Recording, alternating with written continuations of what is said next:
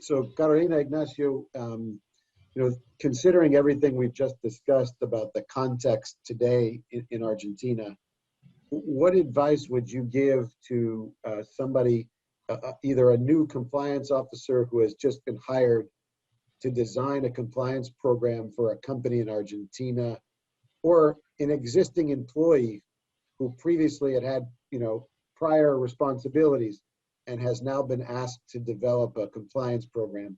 And in particular, I'm curious for your response for companies that are not publicly traded companies. So let's take for granted that they already have, a developed program and an approach. Carolina, as you well said, they've been accustomed to doing this for many years. But I'm curious about the other categories of companies, those that are either seeking out strategic investment, looking at a potential cash out.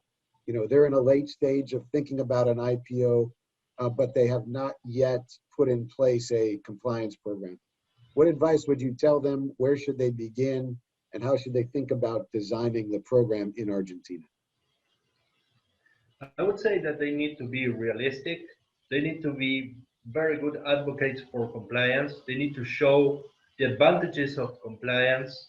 As you said, you have to be prepared for potential M&A, for potential inquiries about um, lenders or some other type of financial institutions that are one of the first drivers of compliance right now in Argentina. So I think that may bring home the importance of compliance to, I wouldn't say reluctant shareholders or directors, but those that have not seen the light yet. And be patient.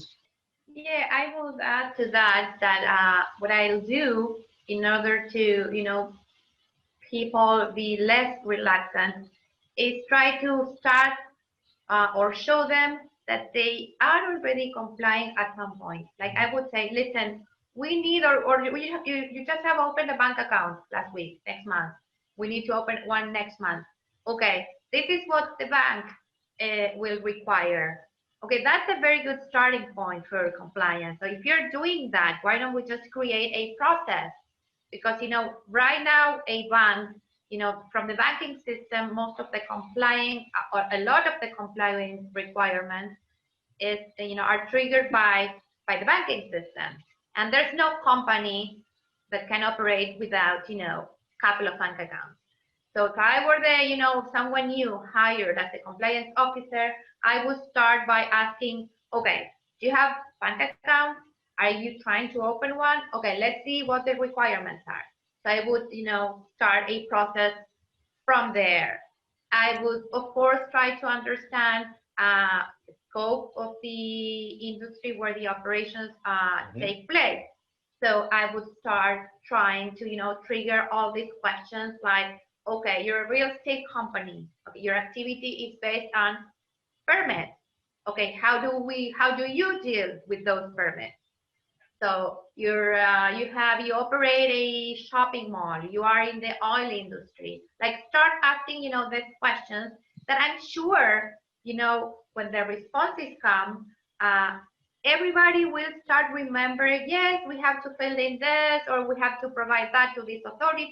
So start, creating the processes where a lot of work has already been done and they don't even know that they were complying, or that may trigger the issue A, we're not complying here, so we may have an issue because we haven't done that. You need to make them focus on what they have and build on what they have already invested in auditing and processes and so on, so that it makes sense for them to get most bang for the buck, let's say, Exactly. on what they have already invested.